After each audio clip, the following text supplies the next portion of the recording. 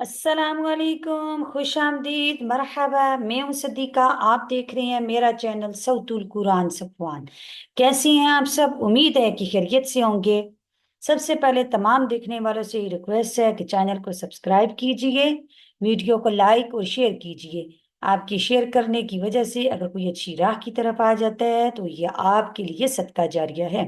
Comment में अपनी राय का जरूर इजहार कीजिए। सबसे पहले हम दुरूद शरीफ पढ़ लेती हैं। अल्लाहुम्मा सल्लि अला सय्यिदिना व मौलाना मुहम्मद व अला आलिहि व अस्हाबिहि व बारिक व सल्लिम। इससे पहले लेसन में हम लोगों ने ये पढ़ा था कि जब आदम अलैहिस्सलाम की फजीलत और खिलाफत, जो जमीन की खिलाफत थी, उसकी सलाहियत फरिश्तों पर वाजे कर दी गई। फरिश्तों ने इसको तस्लीम कर लिया। फिर फरिश्तों को हुक्म दिया गया कि आदम अलैहिस्सलाम को सजदा करें। सब फरिश्तों ने सजदा किया, लेकिन शैतान ने, इब्लीस ने इनकार कर दिया। और ये इनकार उसका अपने गुरूर और तकब्बुर की वजह से था। स्टार्ट करते हैं हम आज का लेसन। अऊज़ु बिल्लाहि मिनश शैतानिर रजीम। पनाह मांगती हूँ अल्लाह से शैतान मरदूद के शर से। बिस्मिल्लाहिर्रहमानिर्रहीम। शुरू करती हूँ अल्लाह के नाम से जो बड़ा मेहरबान निहायत रहम करने वाला है।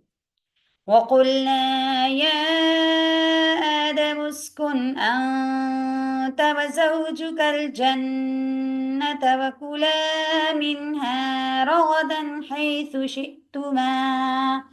वकुलना, और हमने कहा, या आदम उस्कुन, ए आदम रहो तुम, अ- अंत व ज़ौजुकल जन्नता, और तेरी बीवी जन्नत में, वकुला, और खाओ, मिनहा, इस जन्नत से, रगदन, जो चाहो, हैसु शि'तुमा, जहां से चाहो।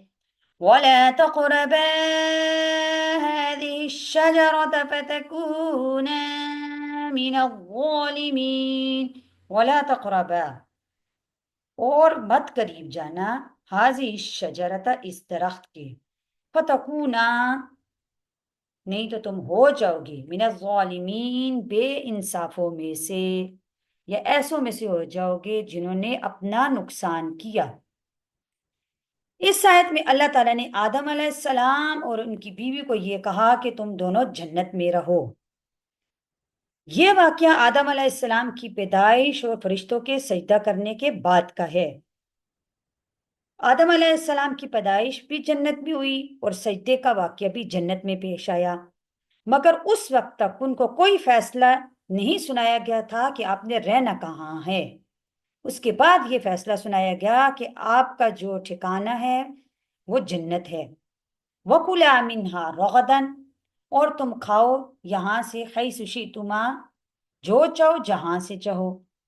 रगदन के मानी है उस नेमत और रिस्क के हैं जिसको हासिल करने में इंसान की कोई मेहनत और मुशक्कत ना हो, और वो इतनी ज्यादा तादाद में हो कि इसके खत्म या कम होने का खतरा ना हो।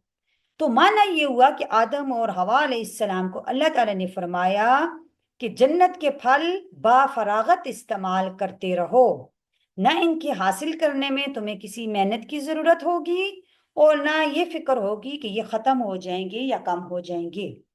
वला तक़रबा हाज़िहि शजरता, मत करीब जाना इस दरख्त के।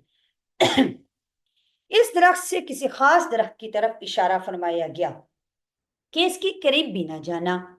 मकसद तो ये था कि इसका फल नहीं खाना, लेकिन ताकीद के लिए ये कहा गया कि फल तो खाना दूर की बात, इसके करीब भी नहीं जाना। अब ये दरख्त कौन सा दरख्त है, कुरान पाक ने इसकी वजाहत नहीं की। फतकूना मिनज़्ज़ालिमीन, यानी अगर तुमने ये दरख्त या इस दरख्त का फल खा लिया तो तुम जालिमों में दाखिल हो जाओगे, ऐसे लोगों में दाखिल हो जाओगे जो अपना नुकसान करने वाले हैं। فأزلهما الشيطان عنها فأخرجهما مما كانا فيه। فأزلهما الشيطان، फिर बेकाया उनको या हिलाया उनको शैतान ने। फअखरजहुमा, نکال دیا ان دونوں کو، نکلوا دیا ان دونوں کو، مما کان فی، اس جگہ سے جہاں پہ وہ رہ رہے تھے، آرام اور عزت کے ساتھ جہاں پہ رہ رہے تھے تو اس نے ان کو وہاں سے نکلوا دیا۔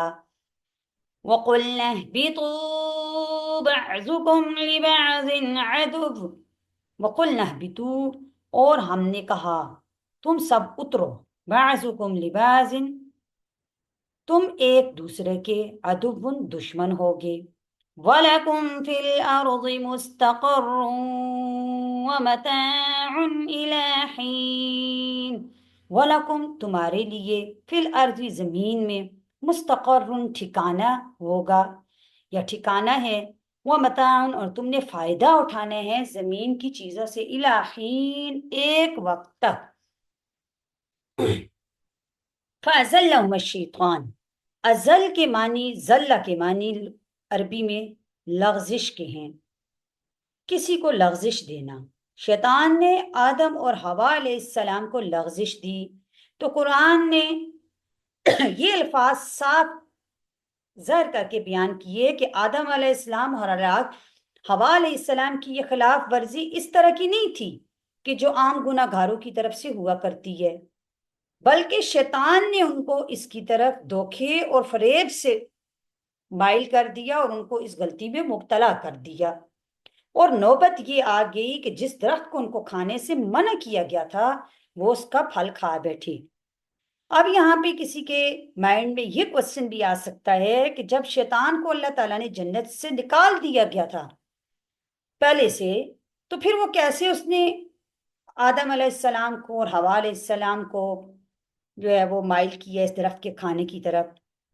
تو اس کا آسان سا جواب یہ ہے کہ شیطان کے اللہ تعالیٰ نے وسوسہ ڈالنے کی اور اس کو قدرت دی ہے، تو ہو سکتا ہے کہ شیطان نے اس آدم علیہ السلام اور حوا علیہ السلام کے دل میں وسوسہ ڈال دیا ہو، اور شیطان جنات میں سے ہے، تو جنات کو اللہ تعالیٰ نے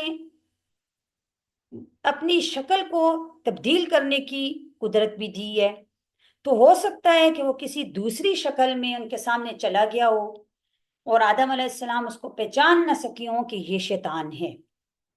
فَأَخْرَجَهُمَا مِمَّا كَانَ فِيهِ، یعنی شیطان نے اس دھوکے اور لغزش کے ذریعے آدم اور حوا علیہ السلام کو ان نعمتوں سے نکال دیا جن میں وہ آرام سے زندگی بسر کر رہے تھے۔ یہ نکالنا اگرچہ اللہ تعالیٰ کے حکم سے تھا، مگر ذریعہ اس کا شیطان بنا، تو اس لیے اس کی نسبت شیطان کی طرف کر دی گئی۔ وَقُلْنَا اهْبِطُوا، تو ہم نے کہا، یعنی اللہ تعالیٰ کہتے ہیں ہم نے حکم دیا کہ نیچے اتر جاؤ اس جنت سے زمین کی طرف، تم وہاں پہ ایک دوسرے کے دشمن ہوگے۔ اب اگر تو اس آیت کا رخ شیطان کی طرف کیا جائے تو مطلب یہ ہے کہ شیطان کے ساتھ تمہاری دشمنی کا سلسلہ دنیا میں بھی جاری رہے گا، دنیا میں بھی تم ایک دوسرے کے دشمن ہوگے۔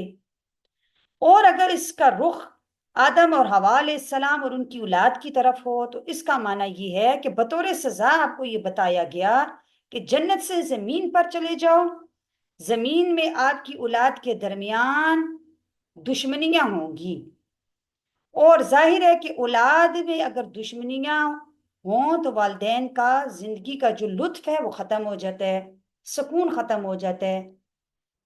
پھر آگے اللہ تعالیٰ نے فرمایا وَلَكُمْ فِي الْأَرْضِ مُسْتَقَرٌ، تمہارے لیے زمین میں ٹھکانہ ہے، وَمَتَاعٌ، تم نے فائدہ اٹھانا ہے، إِلَىٰ حِين ایک وقت تک، یعنی جو تمہیں زمین میں بھیجا جا رہا ہے، زمین پہ جا کر ہمیشہ تم نے نہیں رہنا، بلکہ کچھ مدت کے بعد تم نے اس زمین کو بھی چھوڑنا ہے، تم نے اپنے اصلی وطن کی طرف آنا ہے۔